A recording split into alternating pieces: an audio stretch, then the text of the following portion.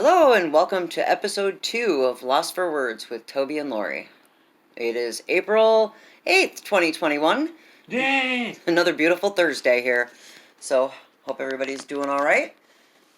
We wanted to talk to you guys about something. Me and Lori have this thing going called our power metal scale, and where everything fits in between. Yeah, so as you guys kind of know, we do a radio show on Metal Messiah Radio every Saturday. And basically what we do is we cater to underground power metal, pretty much for the most part. But like everything, we start out listening to, the mainstream kind of Right. stuff as always. And as we go through and we pick tracks and we're listening and looking for bands and whatnot, we both Toby and I have our favorites, right? That's true. Our favorite kind of music, our favorite genres, our favorite bands, just like many of you have your favorite bands. And so when we're sitting down and we're debating and talking and rock paper scissoring over what we're gonna play and who we're highlighting and all that kind of stuff, we go over different stuff and go, oh, that sounds a little thrashy, or that sounds a little proggy, or that sounds this. And so we kind of developed our own little power metal scale of the way things fit into our, I don't know, I guess our format, as you call it.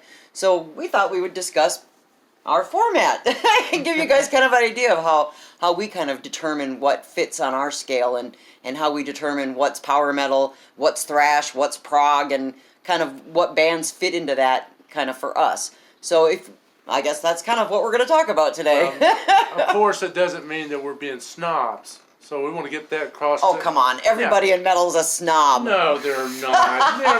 Never in this whole life is no one's a snob about their power metal. I mean, everybody's got their own, I don't know, I guess their own idea of what fits where, and there's how many different genres of metal are there, Oh my God, there's so many. And a lot of people don't like to be fit into one little box, and Right. they like, whatever. But this is kind of how we determine kind of where things go. So we started with a scale where you take 0, right? In 0, we think of as kind of the definitive of the new wave of British heavy metal, where it all started for us, where what we started listening to in metal, like the Iron Maidens and the Judas Priests and that kind of stuff. We kind of put that at ground zero for us, Right. for being power metal, really. And then when Toby and I kind of go what our likes and dislikes are, and if you've listened to our show before, I'm the happy metal girl. I like the uplifting, get on your horse and loft your sword and go out and conquer the universe kind of happy metal. That kind of goes from 0 to what we call plus 10, which would be your progressive, your real proggy, keyboards, and Dream Theater, it being like the ultimate plus 10, of prog. Even though, I mean, depending on how you define progressive metal. And that's kind of where I go, is from that 0 to plus 10, as far as Toby goes. If he finds a new band and it fits up there, he knows I'm going to like it. Right. And then we put minus 10 as being your definitive thrash, like Slayer. Right. I mean, Slayer would Slayer be is ultimately thrash. your thrash, And of course, you can genreize anything and say, death metal's got its own genre and hair metal's got its own genre. We're not talking about any of that, because that will all fit into it. It's got a power element to it, and we're not opposed to playing it. But we always say Toby likes more power thrash, and I like more prog power. Yes. So we're kind of fitting bands into our scale between 0 and then we go minus 10 or plus 10. So if Toby finds a new band and goes, what do you think of this? And I'll say, well, it's more thrashy. And he'll go, well, where does it fit on the scale? And I'll be like, oh, they're like a minus 5. Or, he'll go, well, that's happy metal. Well, is that a plus 2 or is that a plus 10? It's got a lot of keyboards in it, So, I mean, that's, I guess, kind of where we kind of lay on a scale where you figure 0 would be your new wave of British heavy metal, of Iron Maiden and your classic power metal, I think. I don't know. What do you think? Well, you are right. I mean, I geared more toward the power thrash and the generalized power metal itself, with the swords and the dragons and things like that. When it gets more into prog, I'm kind of, I don't know what the word is for it, but I kind of lead away from that because, I'm not snobbish because it's prog. I just don't care for all the keyboards. And that's just something personal. Now, someone would love the keyboards, and that's totally fine too. But if I was to go prog, it's going to have to be something like Black Fate, Arc Ascent, even some Ilium, and Shadow Strike, possibly. So where do you put that on the scale? If you're going... Yeah, let us know what you put that on the scale. Who would you put on scale as prog metal?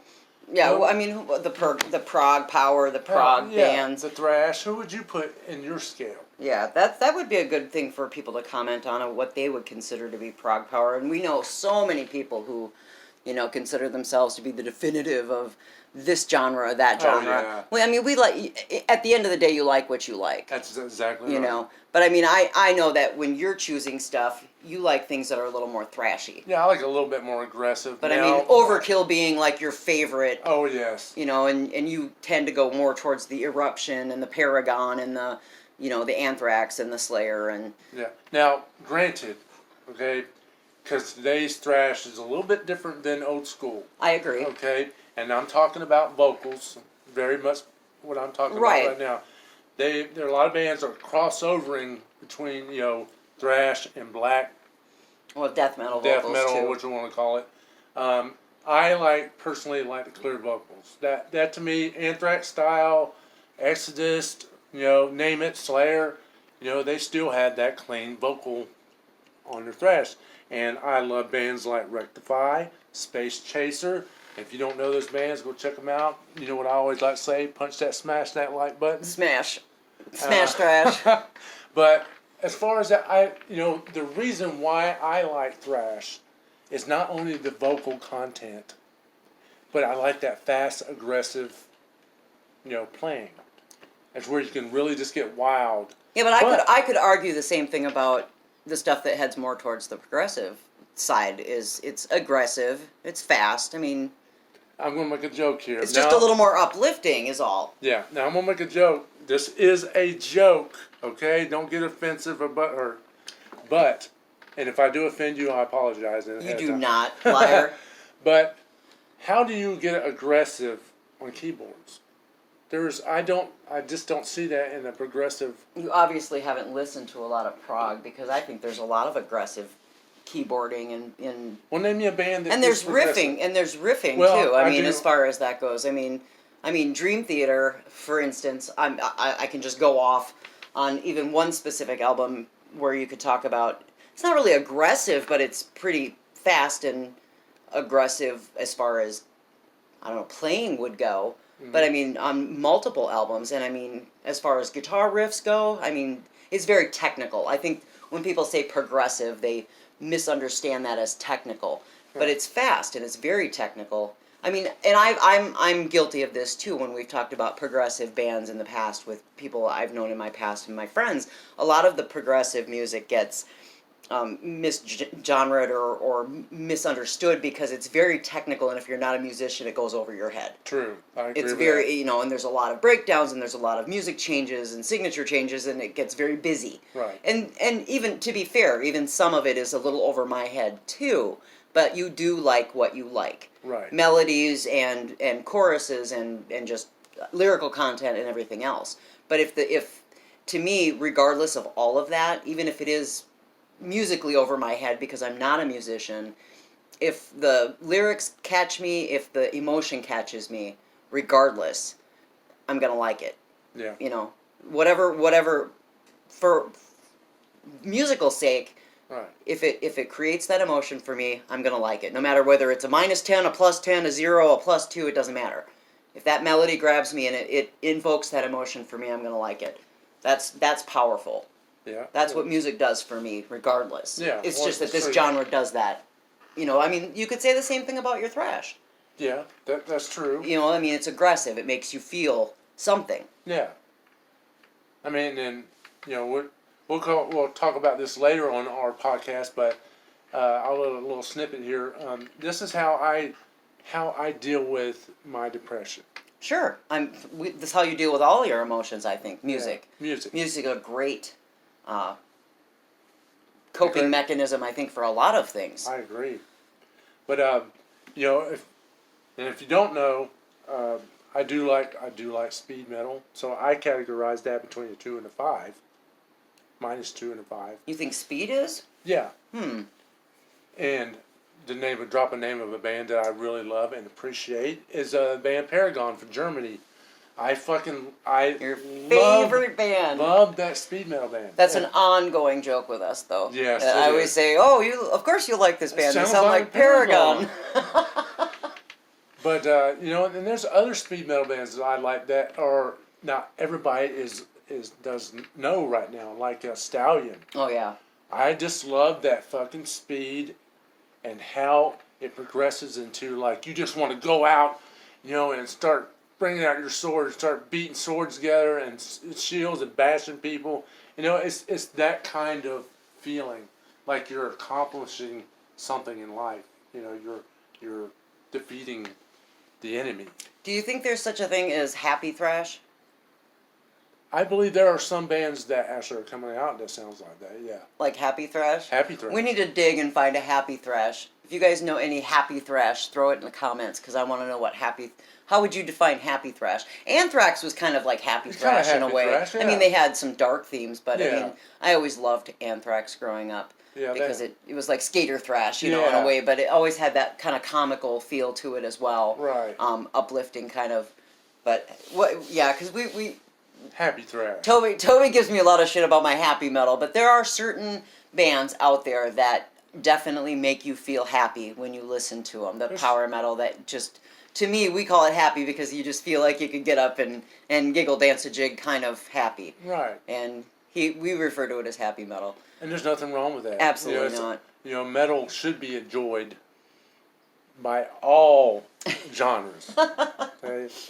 But like I said, thrash is being my go-to. Speed metal, power metal definitely is on my plus, my very first.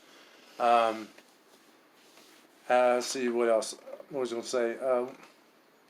Name. Oh yeah, we was going to talk about Destruction being one of those. Oh, Destruction and like the top 3, German thrash.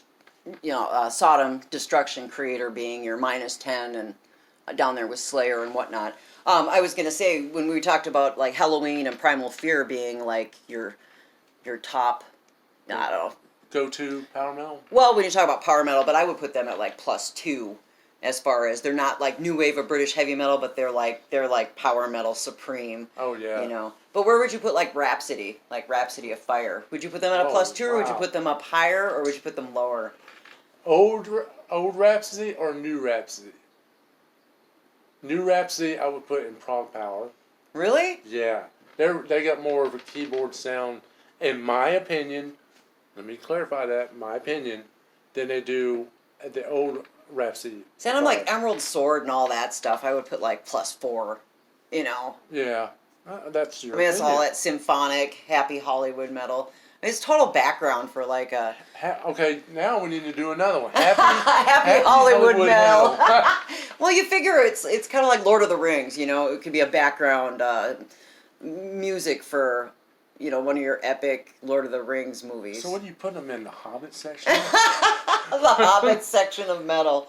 Oh my God. Well, I mean, Frodo! where would you put... I mean, honestly, you couldn't use like an Eruption album as a, background for a movie, like a Hobbit movie. It'd have to be a different kind of movie, like Mad Max Beyond Thunderdome or something, right? You can put Eruption in The Hobbit. For a fighting scene? Yeah, when they made a video based on, I can't remember which one, I think it was the 3rd Lord of the Rings movie, Return of the King, I believe it was, the fight scene, they put in a Man of War song in there and made a video. Well, Man of War is kind of their own animal of their own kind altogether. Yeah, with the loincloths. Right. We're talking like early 80s there for that, pal. We're not talking like current Manowar. Don't be ripping on my Manowar, pal. Not. Where would you put them on? Where would you put them? Are they a 0 or are they a... Oh, Manowar? Yeah. That's a definite 0. They've got like 10, 20, 15, God knows how many fucking albums. A lot of their shit is real epic. And that's what they base it on. Barbaric, kind of epic style power metal. And that shit So works. they're a definite 0. Yes, definite zero. They're power metal. They're up there with Iron Maiden, Judas Yep. Priest, Yep. everything. Now, we can go in further. Who started power metal? Oh, that's an argument that nobody is. It's ever going to win. Well, because the argument is the influence, who influenced the start of heavy metal in general, and then who is the pioneers or the creators of power metal. We've had this discussion too. Yes, we have. We've said, and I say hands down that Halloween and Accept, to me, are the ones that take that. Because Iron Maiden and Judas Priest may be like, I consider the new wave of British heavy metal the precursor to the current definition of what power metal is. But I think Halloween and Accept, and, well, Accept is kind of precursor to, but I think Halloween to me is the ultimate in what the definition of what power metal is. But what about Ronnie James Dio? I mean, you remember him when he's back at Elf. He Right, but started that. Elf wasn't power metal. That What was, do they consider themselves? I don't know. I mean, I'll play the album for you when we get moved, and you can hear it. It's not But not even Ronnie- remotely. But Ronnie James Dio and Black Sabbath were like the precursors to what heavy metal would become. And Dio in himself was part of a heavy metal movement, in my opinion, that was like a precursor to what power metal would become. But to me, the power metal that I love today, and even the new stuff that's coming out all over the world, of what we're catering to on our radio show, sounds to me like what Halloween started. To me, they're the ones that pioneered our entire scene. Because when that came out, it was like, holy shit, this is everything. And that's what I want my power metal to sound like. Really. I mean, in its purest form. Anything that emulates or sounds like Halloween, I know I'm gonna like. I mean, abso-fucking-lutely. From the melody to the riffs to the guitars to the vocal to the melody, everything about it, I'm gonna love. It's fast, it's good, that to me is like, that's like the litmus. If it can hold up to, anything on Keeper of the Seven Keys or Walls of Jericho, it's gonna fucking slay, Right. And if I like it as much as I like that, then it's a keeper. Ha! Pun intended. But that's no different than you. I mean, if it sounds anything like Balls to the Walls, Oh, I'm on it. then you're going to be like, yeah. I mean, everything that Paragon put out, if it holds a key to any of those albums, you're going to be like, I have to have this. Oh, yeah. So I mean, you have your standard. Right. To me, it's anything that emulates a Halloween album or comes close to having its elements. You absolutely know I'm gonna love it. Well, or for that matter, if you hear a band that has any Maiden elements to it, you're like, oh, Laurie's gonna love this. Laurie's gonna love this. Right. Yep. So I mean, it's kind of, I mean, like you said, beauty's in the ear of the beholder. But there are some things where if I hear something and it's got a death metal growl in it, I know you're gonna hate it just because you don't like the vocal. Yeah, it's just a personal taste. Right, So but that you guys doesn't. know that out But there. that doesn't negate the fact that musically it might be the best fucking thing you've ever heard. Yeah, when you exposed me to Obituary for the first time. Love that band. Yeah. You don't like the vocals so much, but you can appreciate, if you tune out the vocal, you can yeah. appreciate musically. Musically, It's fucking fantastic. Musically, Obituary is a sound band. Well, and Okay? Sepultura, remember? Yeah, You no. were like, oh, I'm never going to like that. And I played it for you, and you were like, damn, this is amazing. Yeah, and they surprised me. I mean, Sepultura is fucking fantastic. And they're Yeah. a genre away from power metal. Yeah. And But it just all depends. I don't want to say too much about this on our podcast because I'm not downgrading anything, and I don't want people to think I'm an asshole because. But you are an asshole. Oh, thanks. I'm just kidding. But again, but to me, if you're going to sing. If you're going to make noise, let people know, hey, I'm just going to make a bunch of noise. And that's okay. It's okay if you like that kind of genre, that's fine. well, like you said, one person's noise might be another person's. Paradise. Right. They like it. And I get it. Like I said, I'm very selective about what I do like in those genres, but you have to, at some point, be open-minded enough to give it a listen. And you might decide afterwards that you don't like it. There's a handful of death metal bands that I don't really care for. Yeah. But there's a lot of them out there that are really, really good. And Yeah. I'm like, Toby, just give it a listen. Just give it a listen. Try to get past that grind on your nerves growl that you don't like, and listen to the underlying music and go, you know what? They do have talent. It takes a lot of talent to blast beat those drums, to play those guitars, to do that rhythm, and to come up with that. You may not like the vocals. It's just not, okay, I'll put it this way, it's just not my thing. But Lori is right. You know, it does take talent to play any kind of musical instrument, Absolutely. for that matter. And I give them credit for that. But as far as taste, just not my thing. Right. And For it's okay death metal and black metal. But it's okay for you to have that. Right. They don't fit on your 0 to -10 scale. No, they're way off on this left scale, way over here. But that's, like I said, it's personal preference. Right. That's all. Absolutely. So anyway, we just thought we would dish a little bit about our little scale of power metal. So let us know what your scale is. Let us know how you feel about, you know, certain levels of what's prog, what's power metal to you. What's Tell us thrash. what you think is what we want to know about happy thrash. Is there happy thrash? Is there? And what bands should we listen to that are happy thrash? Because So- we'll play them. Yeah, so give us a comment. Let us know what you think. So until next time, we'll see you very soon.